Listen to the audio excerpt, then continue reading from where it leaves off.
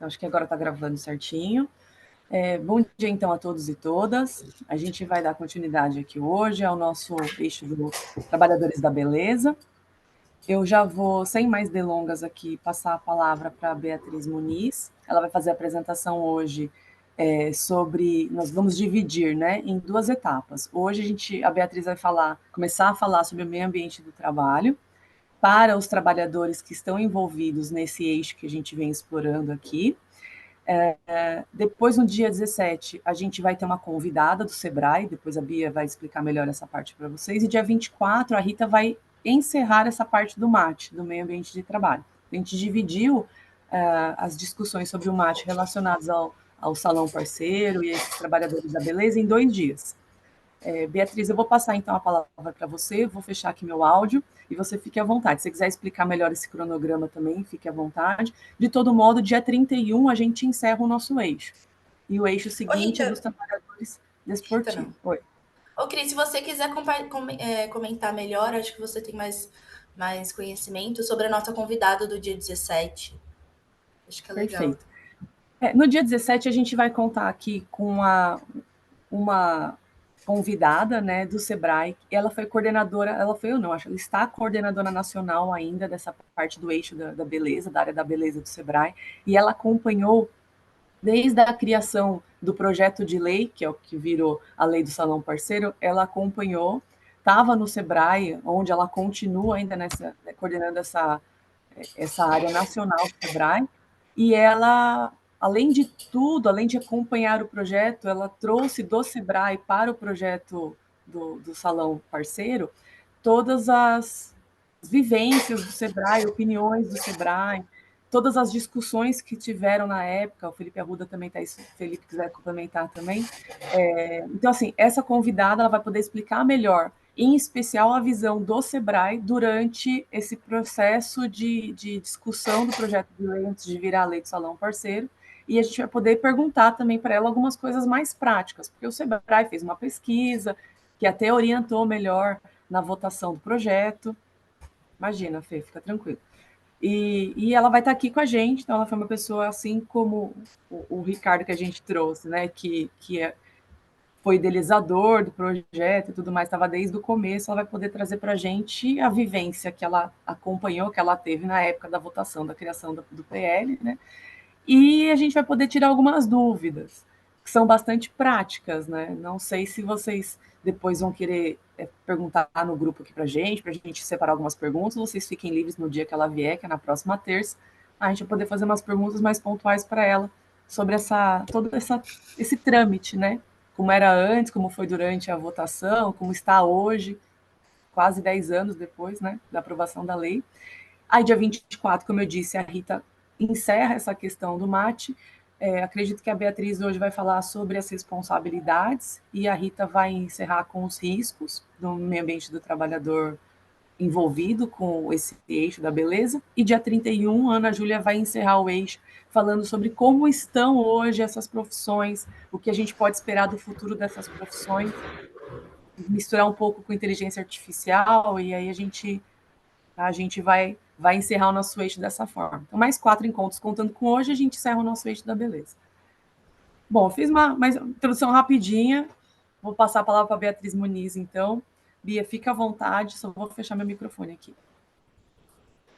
Bom dia, pessoal. Eu estou compartilhando a minha tela, então eu não consigo ver vocês, não estou tendo essa visão. Então, se alguém tiver alguma pergunta ou quiser fazer algum comentário, por favor, se sintam livres, tá? Eu só peço que vocês já ativem o microfone, porque eu não vou conseguir ver o chat nem nada. Como a Cris falou, eu vou começar a nossa parte 1 sobre meio ambiente do trabalho. E eu queria dar um breve histórico para começar, tá?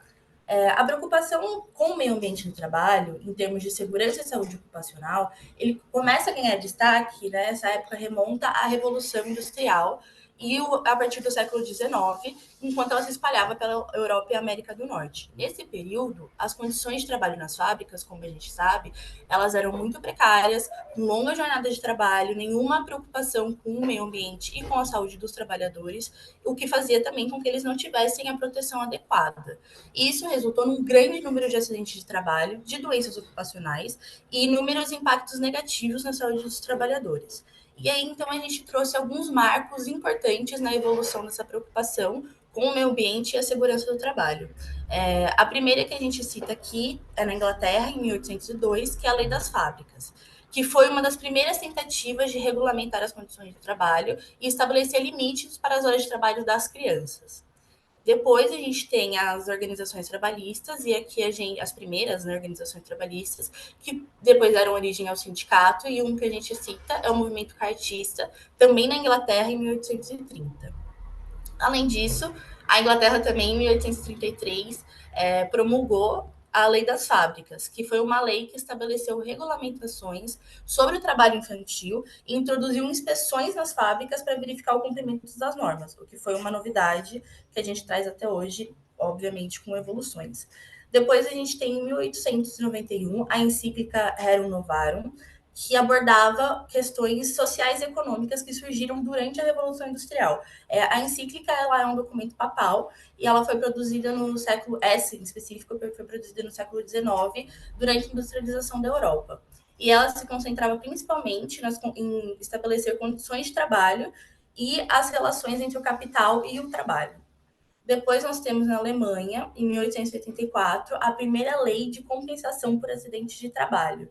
E a Alemanha se tornou, né, ela deu uma inovada, um dos primeiros países a adotar uma lei de compensação para trabalhadores feridos durante o trabalho. E ela estabelecia a responsabilidade do empregador por esses acidentes. Agora, trazendo para o Brasil, um tempo depois, a primeira que a gente cita é o decreto de decreto 3.724 de 1919, que é um marco na proteção do meio ambiente do trabalho e estabelece as normas de saúde e segurança ocupacional. Ele estabelece treinamentos dos trabalhadores, a proibição do trabalho infantil em atividades perigosas, e influencia e é uma base até hoje em que a gente bebe até hoje dessa fonte para as regulamentações e novas disposições nesse sentido no país. A lei de 1981, a lei 6.938, ela define o que o Brasil vai entender, né, desde então, como meio ambiente. No artigo 3º, 1, e ele define como o conjunto de condições, leis, influências e interações de ordem física, química e biológica que permite, abriga e rege a vida em todas as suas formas. Depois disso, a gente vai ter a primeira Constituição, a nossa Constituição de 1988, é a primeira que trata sobre isso. E ela tratou expressamente sobre a proteção do meio ambiente e conferiu um status de direito fundamental no artigo 225 que eu coloquei aqui para a gente. Mas antes disso, no artigo 7º, ela dispõe que são direitos dos trabalhadores urbanos e rurais, além de outros que visem a melhoria da sua condição social, o seguro contra acidente de trabalho a cargo do empregador, sem excluir a indenização a que esse está obrigado quando incorrer em dolo ou culpa. Então, isso é muito importante e a gente sabe como ele é um dispositivo tão caro aí no nosso dia a dia. E o artigo 225 estipula que todos têm o direito ao meio ambiente ecologicamente equilibrado, bem de uso comum do povo e essencial à sadia qualidade de vida, impondo-se ao poder público e à coletividade o dever de defendê-lo e preservá-lo para as presentes e futuras gerações.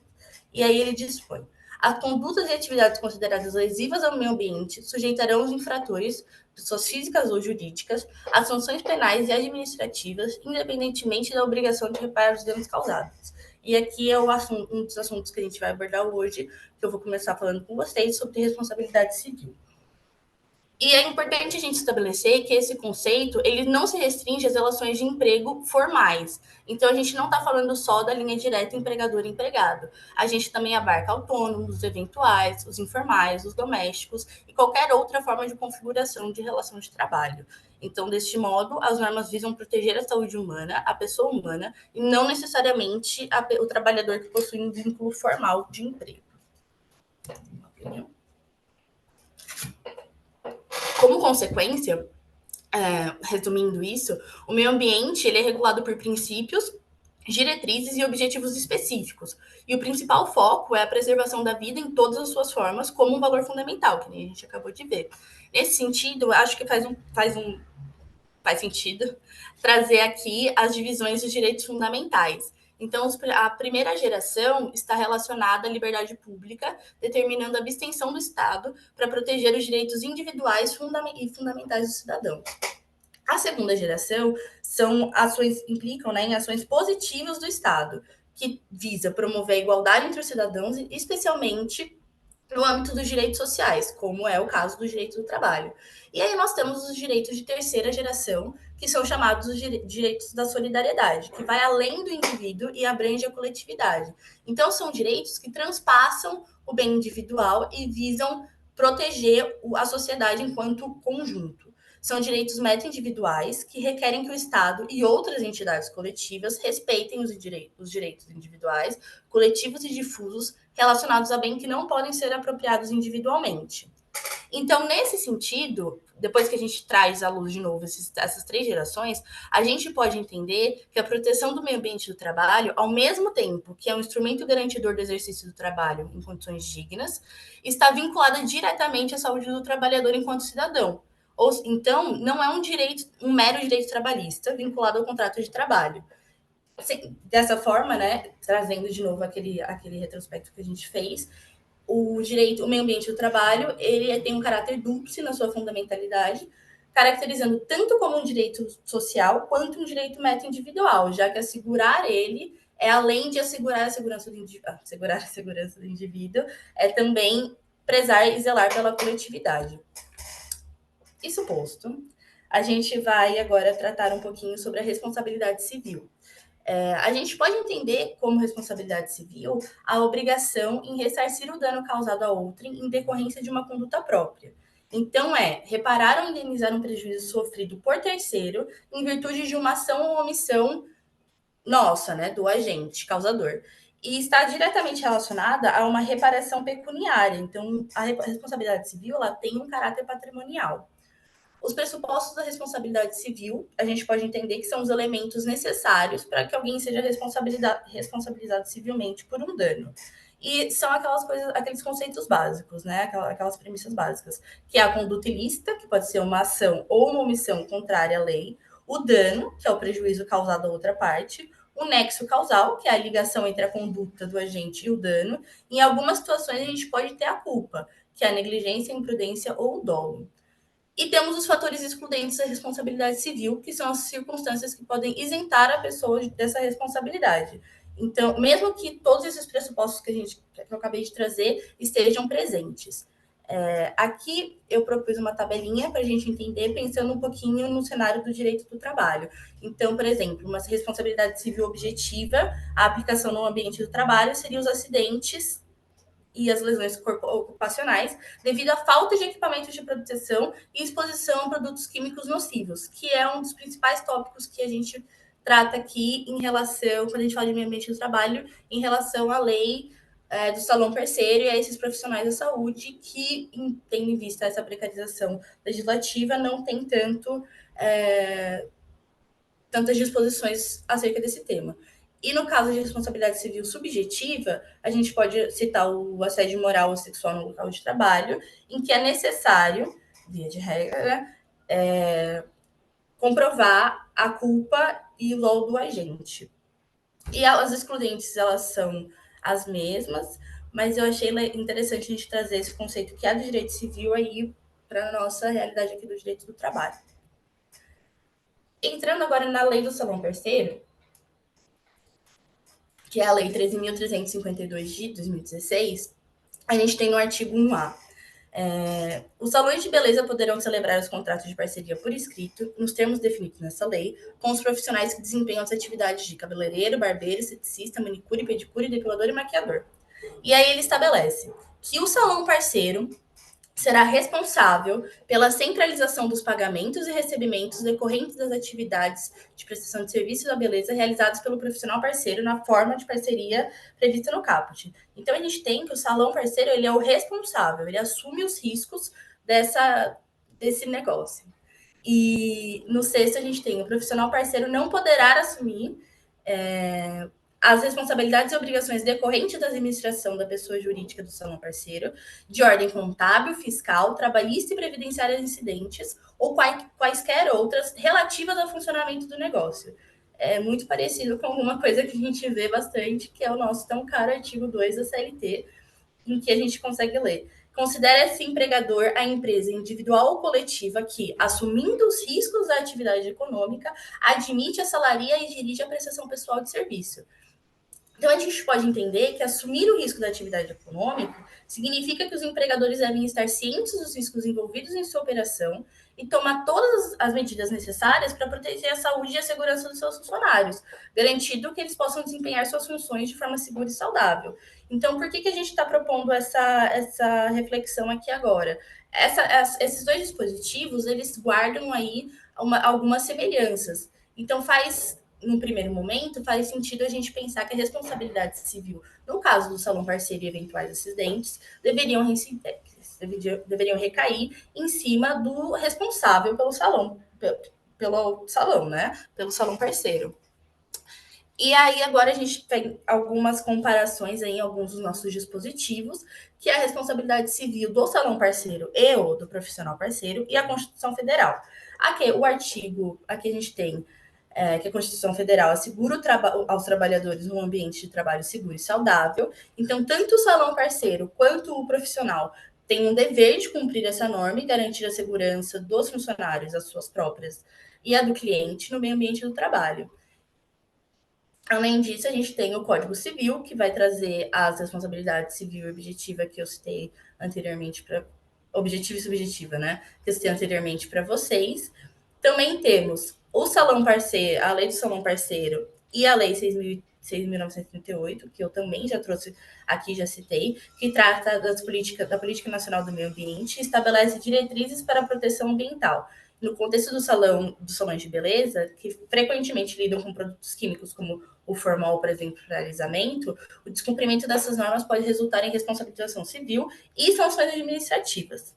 E também temos a responsabilidade civil em relação às convenções 155 e 170 da OIT. O Brasil é signatário dessas convenções da OIT e elas tratam de segurança e saúde dos trabalhadores. Então,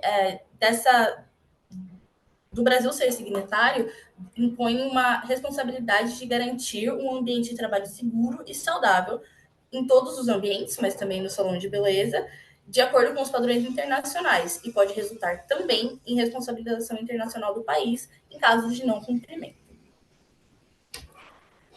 A lei do salão parceiro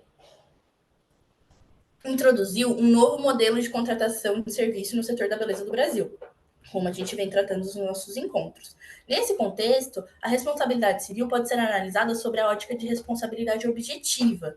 Isso significa dizer que o salão parceiro pode ser responsabilizado por danos ao profissional parceiro, mesmo sem culpa direta, desde que o dano esteja relacionado à atividade laboral, com base em toda aquela comparação que a gente fez ali entre os artigos da lei e também o da CLT. No entanto, a aplicação prática da responsabilidade objetiva ainda gera discussões e interpretações nos tribunais e na jurisprudência. Então, pode variar em diferentes jurisdições. Agora, eu queria propor uma reflexão, né, que eu acho interessante, ou se alguém quiser falar depois, ou falar agora, fique à vontade. No caso em que há um contrato firmado entre o salão e profissional parceiro, com cláusulas que prevejam regras e normas referentes à saúde e correlatos a serem seguidas, quando essas normas não são observadas pelo profissional e culminam em acidentes. De quem se trata a responsabilidade? Porque aqui, ao contrário do que a gente está falando numa relação de emprego, a gente está falando de um contrato. Então, se a gente estipulou algumas regras e elas não foram cumpridas por uma das partes, em tese, essa parte que não cumpriu deveria ser responsabilizada.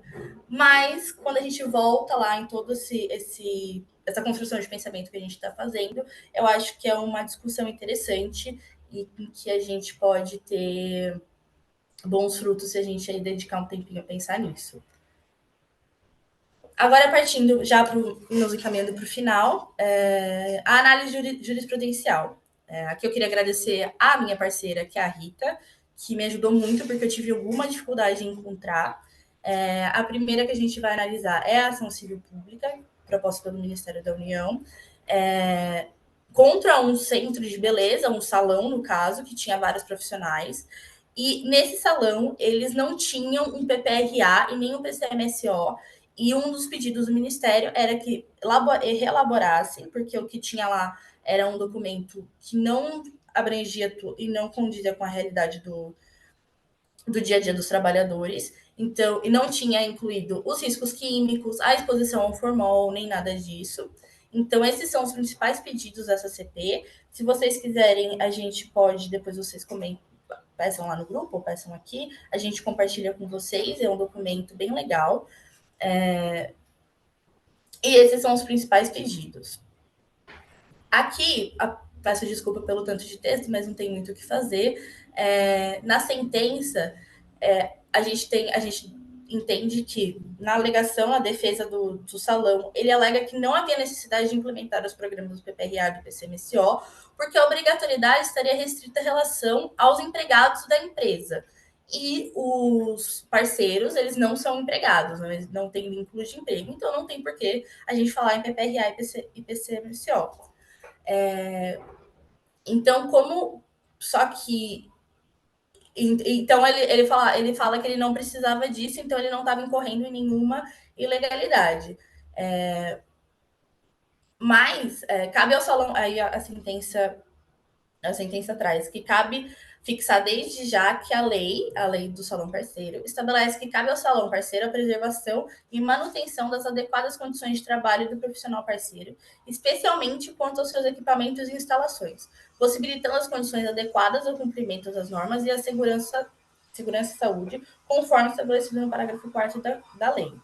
Então, independente da relação jurídica entre as partes, permanece o salão responsável pela preservação e manutenção das corretas condições de trabalho do parceiro, inclusive com relação aos produtos que manuseia, o que independe, por conseguinte, de quem adquire os produtos. Então, derrubando aí a tese de defesa deles.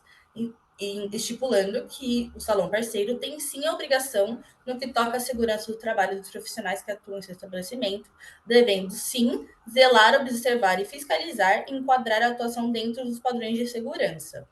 E resultou na condenação do salão e, enfim.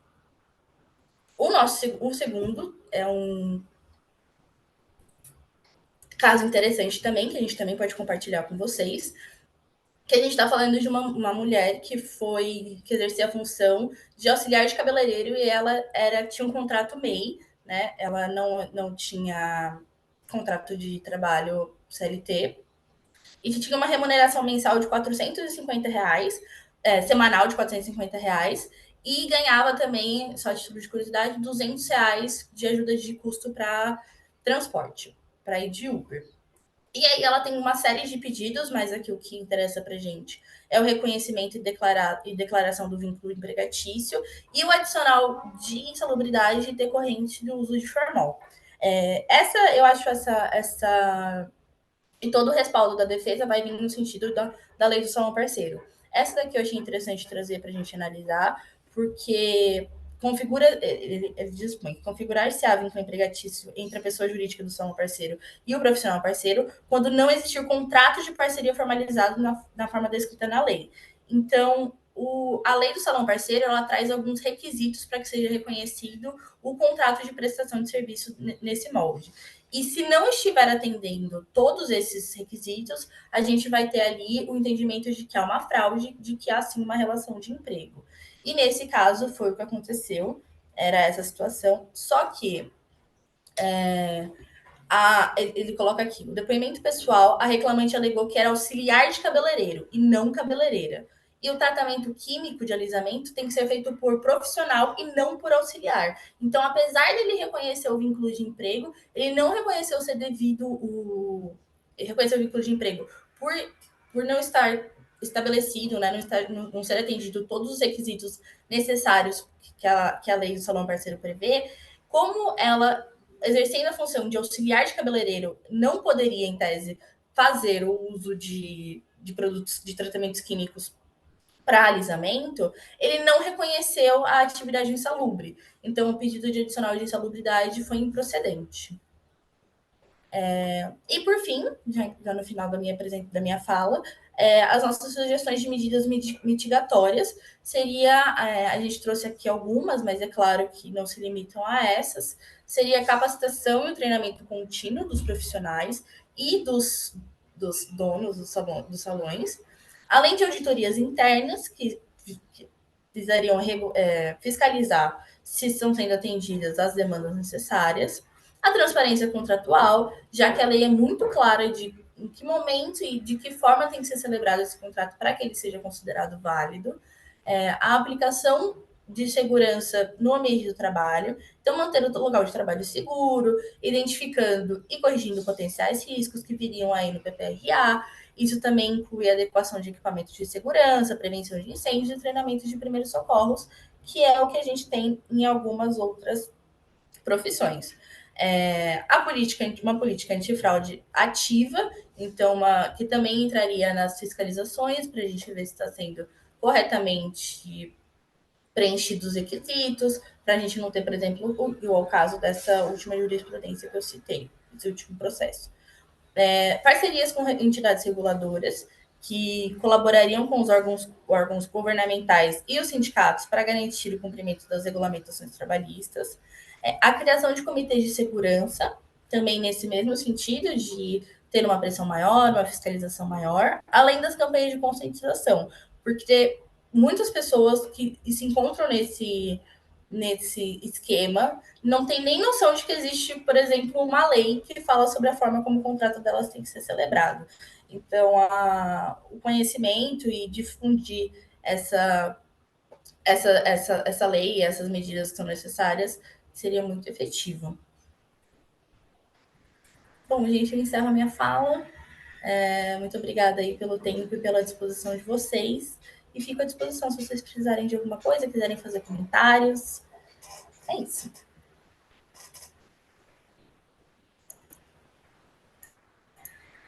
Obrigada, Bia, parabéns. Obrigada. Vou encerrar só. Isso, pronto, deu certo. E você quer complementar com as outras observações? Não, eu acho que foi isso mesmo que ela falou, mais ou menos. Eu tive também bastante dificuldade para achar jurisprudência, foram pouquíssimas, né? E que a gente achou mais interessante foi essa mesmo da ação civil pública, que foi bem interessante. E você vê, eu vejo assim que a maioria deles há vários pedidos de insalubridade. Praticamente, na maioria, não conseguiu identificar a área salubre, mas, a contrário senso, pelo teor do acórdão, se fosse uma área insalubre, de acordo com os requisitos da ANR, seria enquadrado. Só que eu acho que é interessante, talvez, aquela discussão do contato permanente, porque quando ele fala que a auxiliar de cabeleireira não teria direito, porque ela não tem o contato com aquele produto, mas ao mesmo tempo ela está do lado aspirando. Então, não sei se isso não tá, a norma não está sendo negligente nesse sentido. Mas acho que é só. Parabéns, Beatriz. Obrigada. Muito obrigada aqui o pessoal que está parabenizando no grupo. Fico feliz. Às vezes até a própria perícia, né? Complicado quando envolve que nem o uso de formol, né? Que até a vigilância sanitária proibiu o uso numa quantidade X, lá que agora eu não lembro, o percentual, é permitido usar nos produtos, mas num percentual bem baixinho. E muitos salões usam alteram, né, adulteram os produtos, colocam maior índice desse formol, e aí acaba prejudicando tanto o profissional como o próprio cliente. Né? Aí a gente tem várias ações na Justiça Estadual processando o salão de beleza e o profissional por, sei lá, deu alguma alergia, alguma irritação no cliente, e a gente tem essa responsabilidade que é compartilhada, né? Eu acho que tem a Cíntia. Cíntia, você quer fazer uma pergunta? Ai, eu vou querer explorar um pouco essas pesquisadoras queridas aqui. Parabéns, Bia. Parabéns a Rita aí também. Todos aí que estão nos bastidores ajudando e fomentando aí a equipe, né? Eu escuto muitas vezes o Ministério da Vigilância Sanitária fechar alguns salões de beleza, né? E aí, o que a gente percebe é que eles são bem pontuais em relação a produtos vencidos, eles são muito pontuais também em relação a essas questões também de exame de quantidade de formol em produtos lá.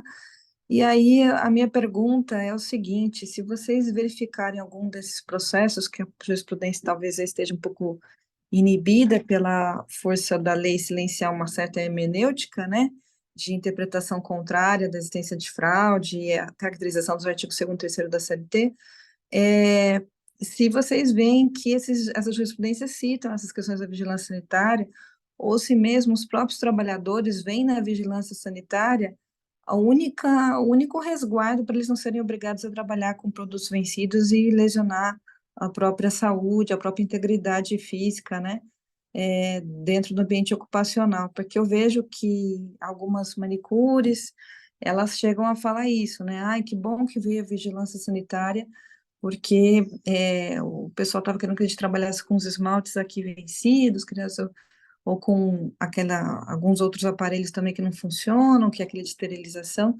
e a gente não tem muito o que falar, porque a gente você sabe, né, a gente é considerado parceiro, mas é um parceiro que não pode falar. Aí eu fiquei, sabe, bem, nossa, me deu um negócio, assim, dentro de desespero, assim, por isso que eu estou querendo saber se vocês viram alguma contribuição nessa ação civil pública, de repente, já que é uma ação um pouco mais detalhada, né, desse aspecto da vigilância sanitária aí como um dos únicos fiscais que está corroborando aí, se preocupando, claro, com questões de saúde para todo consumidor, mas que, num efeito indireto, acaba ajudando essas trabalhadoras a não serem obrigadas a trabalhar com materiais que são vencidos e fornecidos aí pelo salão. Cíntia, muito obrigada pela sua participação. Imagina. Nessa ação civil pública, a gente tem algumas discussões referentes a isso, referente à necessidade de se fiscalizar e de estabelecer, principalmente, quais são os riscos que as pessoas, inclusive o que a Rita falou aí, sobre exposição prolongada desses produtos. Mas não tem, salvo o melhor juízo, essa questão de produtos vencidos. Achei interessante, porque e no outro também eu não vi essa questão, mas eu sei, por exemplo, que nem você falou aí da vivência do dia a dia. Um dos salões que eu ia, inclusive, as próprias manicures fizeram uma denúncia, porque a autoclave lá para higienização dos aparelhos não funcionava. Então, era uma coisa meio para inglês ver, e elas fizeram essa denúncia justamente para ter essa fiscalização. Então, aí eu volto também naquele ponto que eu acho que aumentar a fiscalização, difundir o conhecimento e encorajar, talvez, aí as pessoas saberem que essa denúncia pode ser feita anônima e tudo mais, pode ensejar uma maior participação e uma maior fiscalização nesse sentido. Mas, de fato, eu não vi essa discussão nos dois processos que eu analisei. Valeu. Obrigada. Posso complementar também? A Cíntia não está aparecendo aqui para mim na tela, mas se o salão parceiro envolve também o profissional esteticista, né? E aí eu fui numa clínica, estava fazendo essas pesquisas também, e aí, assim, até sem saber que eu estava fazendo essa pesquisa, a bioquímica responsável me falou que eles tinham acabado de receber um comunicado da Anvisa sobre um produto que eles usam lá na clínica, e esse produto a Anvisa notificou o laboratório dizendo que era para tirar de circulação, de fabricação e tudo mais, porque ele estava sendo investigado. Então, aquele produto que a esteticista aplicava nos clientes. Aí ela me disse que a posição da clínica, num primeiro momento, foi: continua usando o produto, ou seja, aplica nos clientes, continua usando você, profissional, o produto, independente do que a Anvisa falou para tirar de circulação, porque a gente precisa tirar isso do estoque. Então, ao invés de parar e falar, não, peraí, a primeira reação, e é o que se recomenda, né? Tira tudo do estoque, devolve para o laboratório e faz aí uma transação comercial, né? Acerta faz um acerto aí com o laboratório que a clínica adquiriu. Ao invés de fazer isso, eles falam, não, vamos usar tudo isso daqui para acabar com esse estoque, independente do que a Anvisa tinha acabado de falar. Então, muitas vezes, até a própria Anvisa, coitada, que acaba sendo o órgão fiscalizador desses produtos, desses lugares, né, que salões, parceiros e clínicas de estética, que também envolve a questão do salão parceiro, assim, são os órgãos fiscalizadores, são os órgãos que acabam ajudando a não se utilizar esse tipo de produto, mas o próprio estabelecimento faz vista grossa, ou mesmo fala, vamos acabar com isso daqui, empurrar isso aqui para frente, né, acabar utilizar isso daqui nos clientes, inclusive com a possibilidade do profissional ser contaminado por alguma substância que está sendo pesquisado. E mesmo com a participação da Anvisa, a gente vê que isso, pelo menos no que eu acabei sem querer descobrindo nessa clínica aí, né? Mas assim, só para até deixar vocês um pouco mais tranquilos, o jurídico da clínica pediu para que a própria clínica tirasse do estoque esses produtos, mas isso, pelo que a bioquímica me explicou, demorou uns 2 dias. Então, nesses 2 dias, eu não sei se foi aplicado em algum cliente esse produto, né? É bem complicado. Mas, bom, foi só uma contribuiçãozinha aqui. Eu não sei se tem perguntas aqui no chat, deixa eu ver, mas se alguém quiser fazer alguma pergunta, alguma colocação. Cris, eu acho, deixa eu colocar aqui. Nossa, acho que não está falando. O microfone acho que desmutou, não sei. Não estou te vendo. Apareceu aqui. Agora tá. Então, eu acho que é engraçado, a falta de fiscais do Ministério do Trabalho, nesse caso, está sendo ocupada pela vigilância sanitária. Então, você imagina que um juiz do trabalho, o Ministério Público, nesse caso, pode oficiar a vigilância, ao invés de oficiar o Ministério do Trabalho, para identificar essas questões do MAT, né, do meio ambiente de trabalho. E eu não sei também, eu parei para analisar porque eu vejo que há uma efetiva denúncia de consumidores, são os consumidores que acabam colaborando, denunciando, porque a própria manicure ali, que restabelece aquele contato semanal, né, com a gente ali, ela acaba falando, né, muitas vezes eu ouvi de manicures, os indícios de fraude, né, e da lei de salão parceiro, né, e eu estava discutindo semana passada com o Eri, que é um outro pesquisador, só que lá do eixo dos trabalhadores religiosos, a gente está fazendo aquela incursão sobre o mito da marginalidade, inclusive todos estão convidados aqui, se quiserem participar, a gente vai colocar 2 vídeos depois editados aí no canal, mas a gente começa a perceber que algumas marginalidades, elas são muito propositais, né, em relação a uma conivência de você permitir que o capital se expanda, o trabalho seja diminuído, o valor humano seja diminuído, porque há uma marginalização aí de proteção muito tendenciosa e até, vamos dizer assim, que ela foi programada, ela é estrategicamente programada, né? E você vê, então, que o direito do consumidor vale mais que o direito à vida desses trabalhadores, porque a denúncia funciona, a Anvisa vai, em menos de 24 horas, ela constata, faz o auto de infração lá, dá o prazo e aplica a multa como, assim, uma rapidez que eu nunca vi no Ministério do Trabalho. Você tem dias, né? Eu já fiz defesa para empresas na parte de auto de infração e a gente tinha 1 mês, sabe? 7 dias, 10, 15, às vezes até 60 dias para regularizar. E na Anvisa não é assim. É extremamente rápido, então é eficiente. Aí eu fico, né? Daí você começa a ver a inversão de valores, né? É uma reflexão aqui que eu coloco, porque o consumidor está sendo protegido, mas as trabalhadoras em si, né, elas, só por uma via reflexa que elas estão tendo esse manto de proteção. Então, a gente estava discutindo isso por conta da alteração da lei do 442, e a gente ainda vai escrever sobre isso daí. Vamos mandar lá para o livro, fazendo jabazinho aqui do livro do Oscar, lá da Viviane, a gente vai escrever um artigo sobre isso, porque a gente está quente na discussão, viu, Oscar? Sobre o mito da marginalidade, está muito bom, porque a gente está vendo essas questões paralelas que a Janice mergulhou, né? A Janice Perlman mergulhou e apesar de ser uma pesquisa antiga, foi muito profunda, eu nunca vi igual uma como ela fez, de muitos anos, de mais de 10 anos de pesquisa ali, no campo mesmo, né, de pesquisa. Mas, gente, não vou ocupar mais aqui. Parabéns, viu, Cris? Parabéns pela coordenação, ter acompanhado um pouco. Parabéns a todas aí, a Rita, a Bia. Que bonito ver vocês aí caminhando. e se envolvendo e mergulhando aí e tendo até uma compaixão com o assunto e com as mulheres trabalhadoras, viu? Parabéns. A gente é que agradece, Cíntia, obrigada mesmo. Aqui é o espaço para a gente poder debater, né, essas questões. Eu não sei se alguém quer fazer uma pergunta, mas vou fazer só um comentário.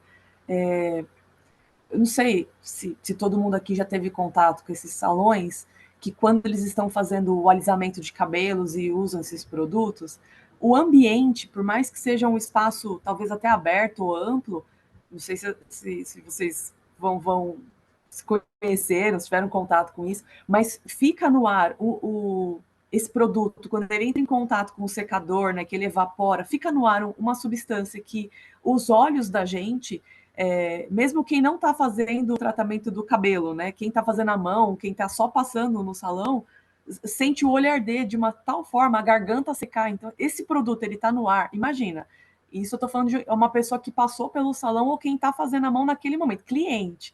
Imagina o profissional que está fazendo a escova, que está fazendo esse tratamento usando esse produto, como a Fernanda falou aqui também no chat, né, que apesar de ser assistente, o assistente também entra em contato com esse produto, então o assistente está lá do lado, está cheirando também, respirando, inalando esse produto, os olhos ardendo, a garganta secando. Imagina isso durante todo o período de trabalho, naquele dia, só naquele dia, o que não está sendo consumido, né, de produto entrando no organismo desses profissionais, da manicure que está lá do lado, não estou falando agora dos clientes, né? Mas se na posição de cliente, o cliente, naquele pequeno momento que ele está no salão, ele sente essa irritação, imagina o processo de contaminação que não deve ter do organismo desses profissionais que estão lá, tanto da manicure que está até afastada, mas está em contato com esse produto, e o profissional que está lá inalando diretamente aquela evaporação, né? Isso porque tem salão que liga o ventilador na cara do cliente para tirar o produto, aquilo, eu acho, eu não sei, gente, mas assim, é um momento de desopilar o fígado. Mas é um absurdo aquilo, né? O uso de assim, mecanismos para tentar fazer como se fosse dar um somebody love naquela situação e tirar aquela impressão de que está tendo no ar uma contaminação de algum, porque de fato está acontecendo. Né? Aquilo me indigna de uma tal forma. Desculpa, vou passar aqui a palavra para o Felipe, senão vou falar demais. Pode falar, Felipe. Pode continuar, fica à vontade.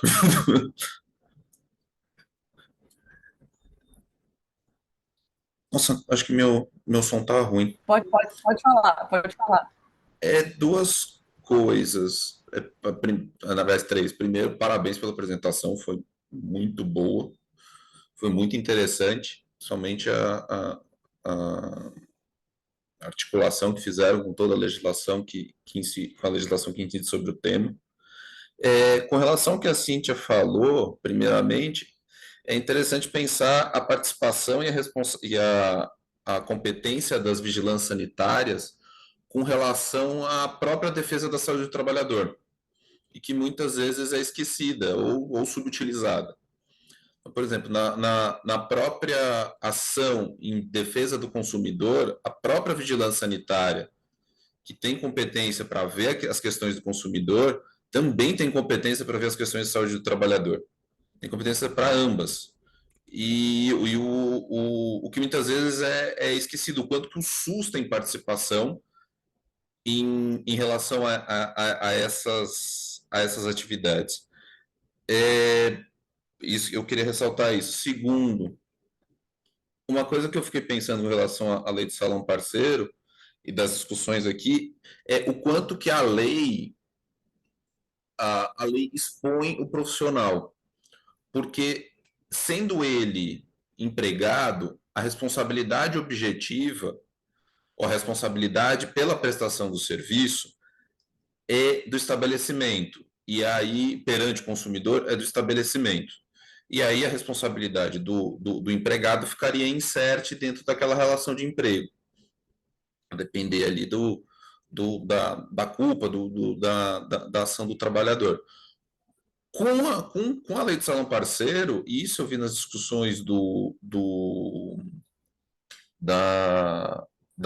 projeto de lei no Senado e na Câmara, ele se coloca dentro da cadeia produtiva.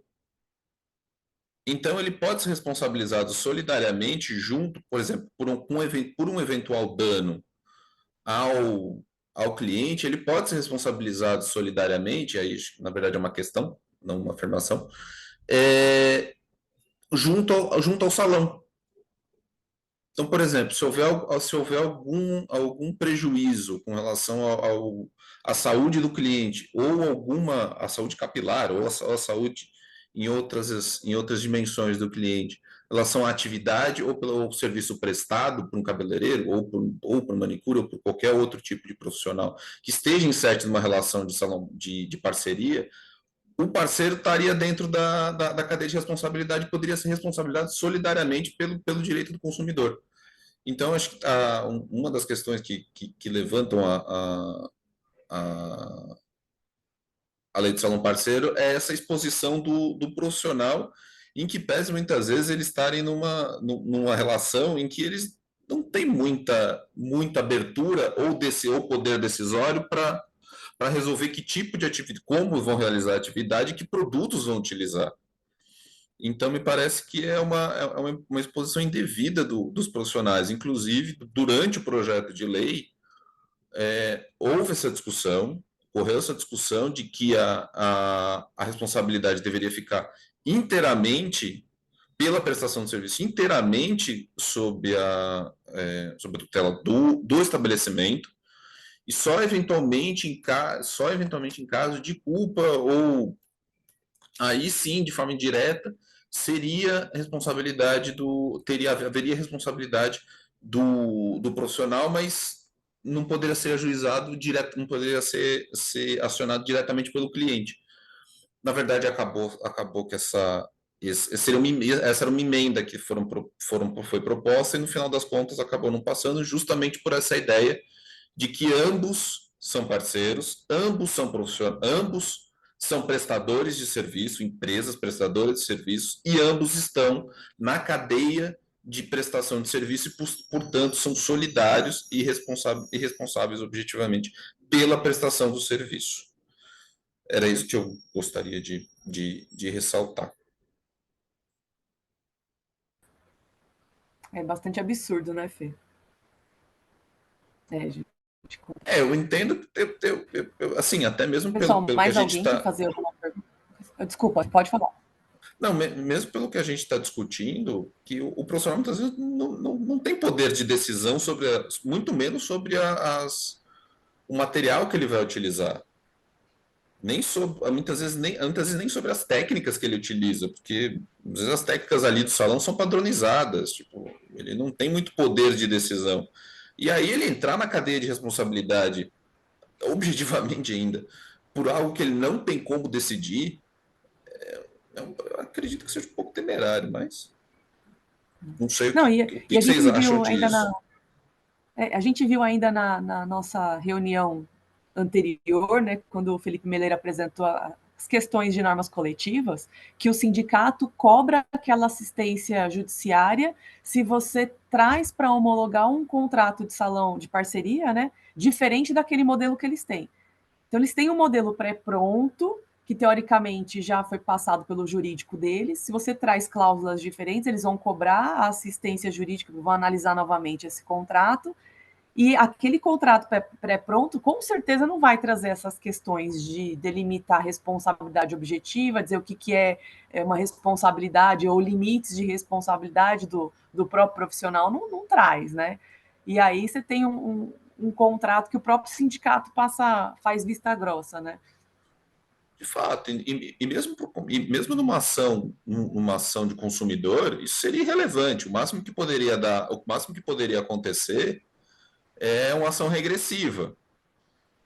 Tipo, o consumidor acionaria os dois, eventualmente. Normalmente o consumidor vai acionar o estabelecimento, por óbvio, mas poderia botar os dois na responsabilidade. Isso não. Mas, de fato, concordo. Acho muito difícil um sindicato fazer um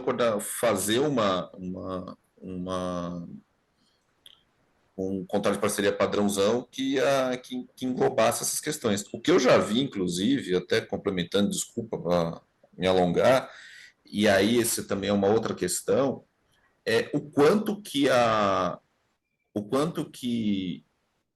as normas de segurança e saúde no trabalho, as NRs em específico, podem ser exigidas. A aplicação das NRs em específico, por não haver uma relação de emprego. Eu entendo que seriam exigidas justamente pela responsabilidade incidente sobre o meio ambiente de trabalho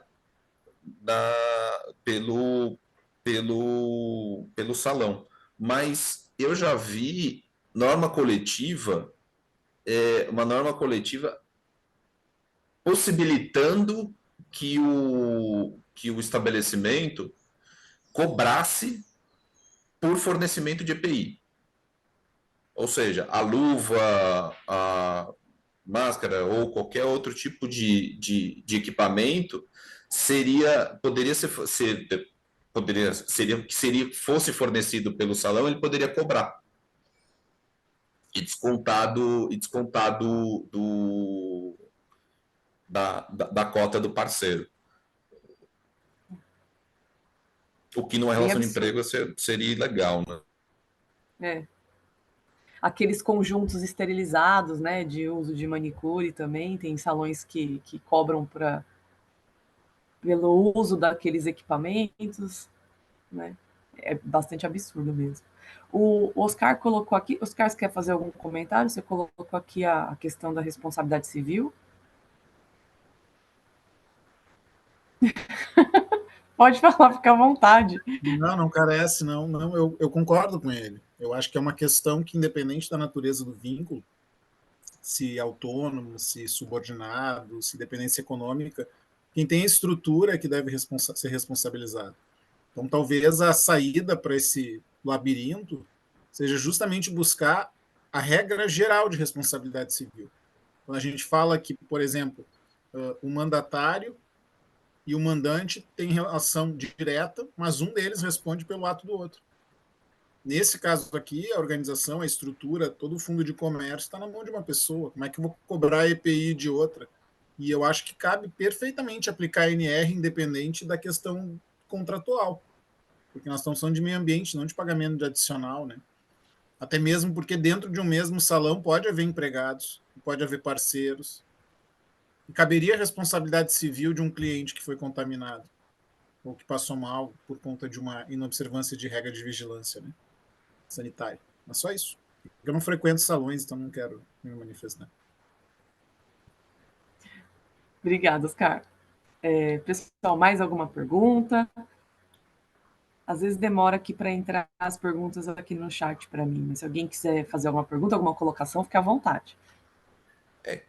Com As relação meninas, ao se que eu... quiserem também comentar, pode fazer. Desculpa, com relação ao que o Oscar falou, uma das aplicações NR que eu havia pensado, inclusive, que a gente vai pensar também, é com relação ao PCMSO, que em tese, por exemplo, no caso do formol ou mesmo a questão, por exemplo, de Ler-Dort ou, por exemplo, hepatites, teve uma época que teve uma campanha, ainda tem, na verdade, uma campanha bem grande com relação a contaminação a contaminação por manicures de hepatite e outras doenças transmissíveis por sangue, a responsabilidade do salão de realizar exames admissionais e periódicos.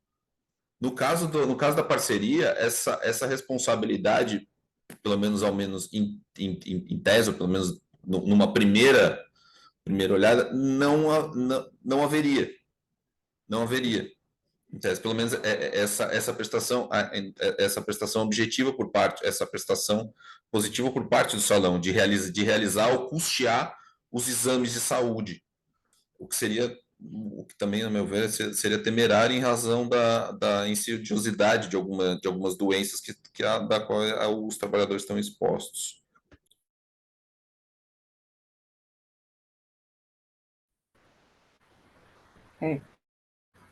Com certeza, né? Imagina que eles vão fazer algum exame admissional, periódico, imagina, né? Mas isso aí tem uma coisa que é muito mundo de Cris, Poliana, né? O mundo de Bob. Quem posso tá me chamando? Desculpa. fazer uma colocação, Rita. Rita? Claro. Eu não sei se a Bia tocou nesse assunto, nessa ação civil pública, que ele não reconheceu o vínculo, né? Ele reconheceu como um contrato de parceria civil, que não haveria nenhuma relação trabalhista. Mas aí, como o Oscar falou, ele falou da aplicação de todas as normas com relação à proteção da saúde. Então, ele falou, vocês são obrigatoriamente devem apresentar na época o PCMCO, ah, o PPRA, que hoje seria o PGR, vocês devem estabelecer a avaliação médica, vocês têm que apresentar em determinado prazo que vocês estabeleceram, fizeram os planos, né? E estão fazendo a fiscalização. Por isso que eu achei ele tão interessante.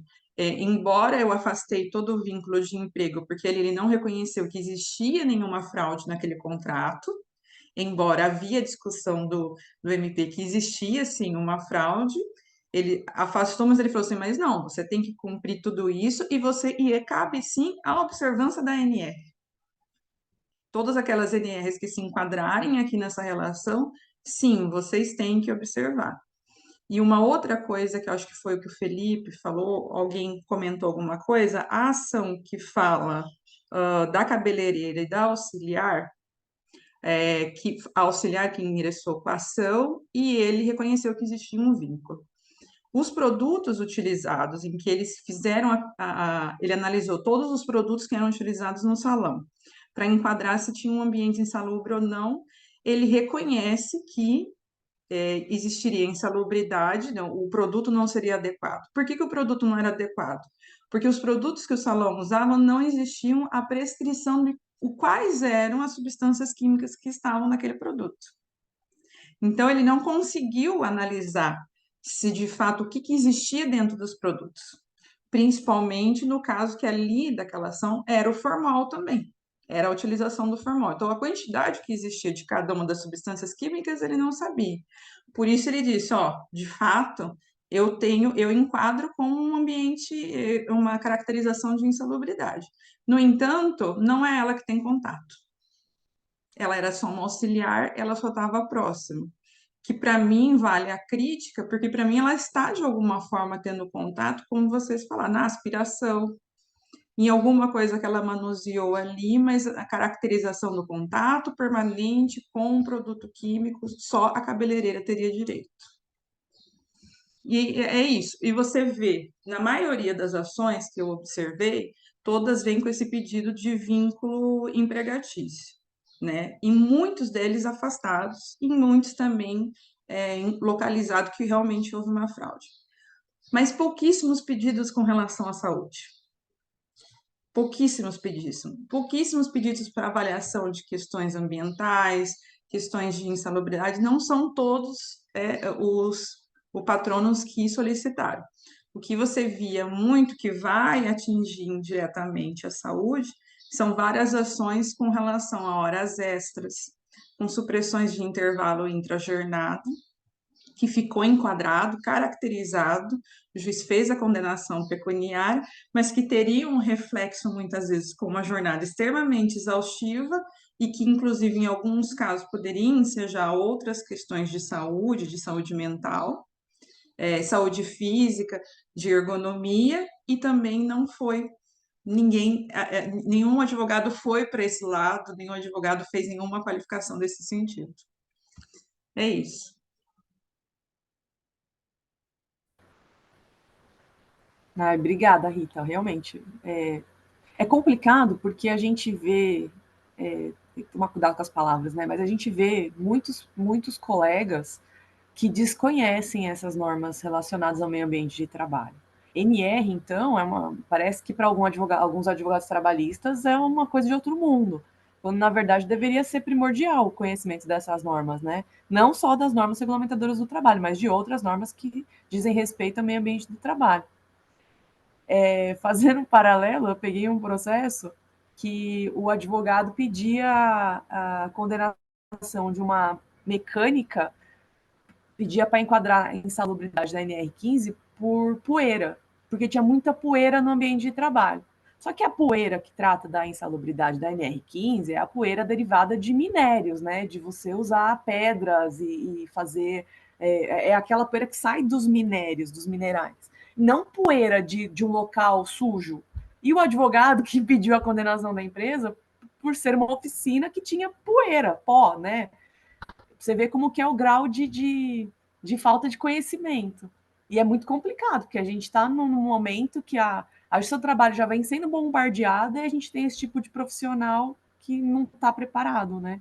É complicado. Como é que você vai defender os direitos de um trabalhador de fato se o próprio, teoricamente, a pessoa preparada para fazer essa defesa desconhece a própria legislação? Mas, enfim, então, realmente, Ita, obrigada aí pelas suas conclusões finais, né? Conclusões finais já são conclusões, mas só fala final aí. Pessoal, mais alguma colocação? Eu vi que a Laís colocou aqui também no chat, né? Umas reflexões também bastante importantes com relação a essa questão de judicialização. Se você quiser falar também, Laís, fica à vontade. Não fique com vergonha. Não, é muito interessante essa questão, porque realmente, se você não for pela judicialização, com a história da formalização do contrato, entende que já está tudo resolvido, né? Que já está resolvido, olha, mas a gente tem o contrato, dificilmente quem está trabalhando vai se insurgir contra a pessoa que está lhe abrindo a porta, digamos assim, né? Do local para receber, enfim, o valor do seu trabalho, porque nem salário às vezes pode falar que é. Então, é nesse sentido. Por isso que eu achei muito interessante o que a Beatriz colocou, o eixo do grupo, das medidas mitigatórias apresentadas. Eu acho que é uma saída também para trabalhar em conjunto, né, a essa questão desse problema da precarização que acaba sendo judicializado, seja numa ação civil pública, numa reclamação trabalhista, ou até na área civil, né, que, com essa competência meio flex que a gente está tendo ultimamente, mas principalmente essa parceria das entidades reguladoras, acho que é um eixo também de visibilidade que é importante, porque também são os trabalhadores que ficam um pouco invisíveis, né? E você só, você acaba tendo contato, você faz enfim, faz outros procedimentos, barbeiro, as pessoas vão também, e você acaba conversando muito, né? Então, a gente que trabalha na área trabalhista, se conversar muito, a gente acaba sabendo de muita coisa, esclarecendo muitos direitos que eles nem sabem que têm. Então, acho que essa organização também é muito importante. Era só isso. Obrigada, viu, Laís? Vou passar a palavra aqui para a Karen também, que ela está com a mão levantada. Pode falar, Karen. Tá bom? Oi, bom dia. Eu vou deixar a câmera fechada que eu estou dirigindo. Linkando a tua última fala, Cris, e a da Laís, eu acho que justamente, às vezes, não defendendo o advogado que não sabe a DNR, mas, por exemplo, quer ver uma categoria do ABC, o metalúrgico, ele sabe, ele diz da solda MIG, ele sabe dizer ele já sabe pedir contato para advogado, entendeu? Então, acho que é uma categoria tão frágil que elas nem sabem, ela fica ali, por exemplo, uma manicure horas sentada ali, ela não sabe que aquilo ali, que ela está numa posição viciada, tudo. Então, às vezes, até nisso, para ver como é uma categoria bem que nem sabe o que pedir, que elas não sabem. E até justamente isso que a Laís falou, né, da precariedade, acho que também, e aí linkando com o último encontro do sindicato. O sindicato é isso, vai ter que pagar para homologar um acordo, então, assim, até o sindicato é frágil, que não dá um suporte e não diz quais são os direitos dessa categoria, né, como o sindicato metalúrgico, que é historicamente um sindicato super político, então, assim, é uma categoria bem frágil, que a gente senta ali, começa a fazer uma terapia com a moça e fica chocada de ver, olha, é isso que a gente vê, da própria relação, tudo, porque eu acho que é falta de informação mesmo, e por não ter o que acho que até a Cíntia falou o dinheiro fala mais alto, né? O Código do Consumidor, o consumidor tem mais valor do que a própria empregada. Aí volta para a discussão, né, liberal, que a gente vem discutindo há tempos em quase todos os pontos. Obrigada, parabéns mais uma vez.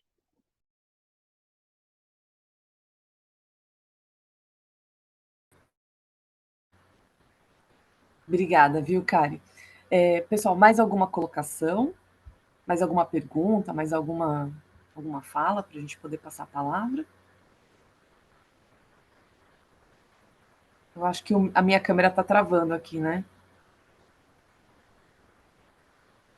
Não? Deu certo? Bom, pessoal, se não tiver mais, então, mais nenhuma colocação, a gente pode encerrar aqui hoje o nosso encontro, né? Então, queria parabenizar de novo a Beatriz e a Rita. Parabéns, viu? Muito bacana. E a participação de todos aqui, né? Todos e todas, porque realmente é o que contribui aqui para o nosso eixo. Tem muita coisa para a gente pesquisar ainda, né?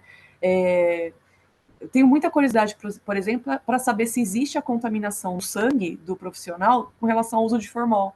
Porque se foi proibida pela Anvisa, né, aquele limite, tem um limite mínimo máximo para você usar na composição dos produtos. Deve ter tido algum estudo dentro da área química, farmacêutica, talvez até médica, para esse estudo, né? Até que quanto de formol que o organismo tolera, né? Não sei, eu sou bastante curiosa com relação a isso. Não sei se tem pesquisa, não cheguei a verificar esse nível de profundidade, assim. Mas se alguém também souber e depois quiser compartilhar, porque deve ter não sei, deve ter um limite de tolerância do organismo, né?